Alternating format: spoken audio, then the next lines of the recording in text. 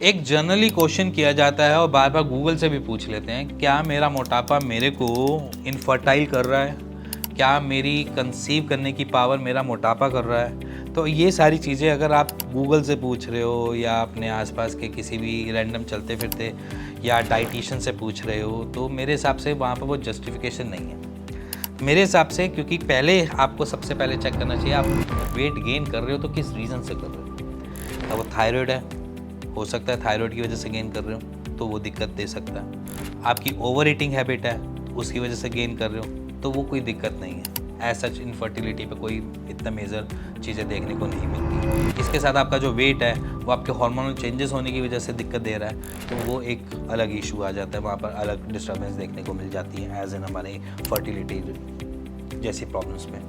सो इसीलिए मैं आपके सामने बहुत मल्टीपल चीज़ें लेकर आ रहा हूँ जिससे आप अपने मोटापे को पहले जज करो। अगर वो जजमेंट आपकी हो जाती है तो मैं उस पर बता सकता हूँ कि असर पड़ेगा नहीं पड़ेगा।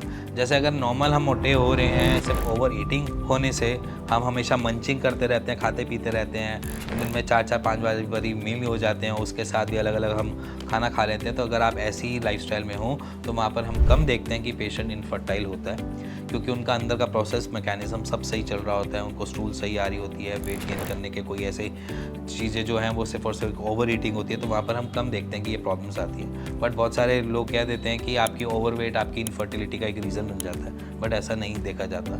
अगर जब तक आप अपनी प्रॉब्लम को समझो ना, जैसे कि थायराइड हो गया, थायराइड के साथ आपकी मेटाबॉलिक एक्टिविटी स्लो डाउन हो रही है जिसकी वजह से आप वेट गेन कर रहे हो, जिसकी वजह से आप इनफर्टाइल हो रहे हो। सो इसी के साथ अगर मैं बात करूँ तो हार्मोन इम्बैलेंस, जहाँ पर हम देखते हैं कि थोड़े बहुत हमारे हार्मोन्स हमें सपोर्ट नहीं कर रहे होते हैं, तब हम एकदम से वेट गेन कर लेते हैं। जब हम हार्मोन्स हमें सपोर्ट नहीं कर रहे तो इट मीन्स कि हमारा जो टेस्टोस्टेरोन लेवल है वो थोड़ा डाउन की तरफ जा रहा है और हमारी बॉडी एक अलग तरीके से रिस्पॉन्ड कर रही है।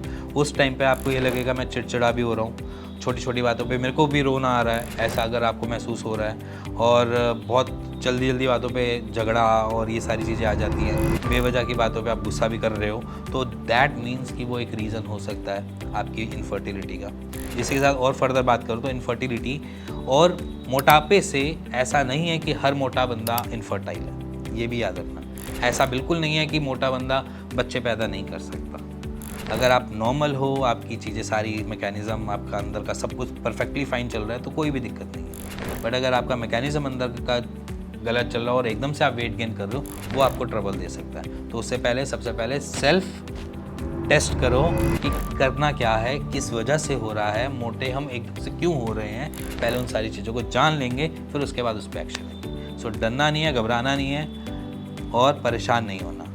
बस अपने आप को थोड़ा सा समझो, जानो। अगर आप चेक कर लेते हो अपने आप को तो वेल एंड गुड है, तो आधी प्रॉब्लम वहीं पे सॉर्टेड हो गई। सबसे बड़ी प्रॉब्लम ही यही है कि लोग अपने आप को समझते कम है, बातों पे बिलीव ज़्यादा करते हैं। तो पहले अपने आप को समझो फिर उसके बाद उस पर एक्शन प्लान किया जाएगा, चाहे आप किसी के साथ भी बैठ के बना सकते हो उसको लेके। इसी के साथ मिलेंगे नेक्स्ट वीडियो के लिए, तब तक stay tune this channel as always और गुड बाय।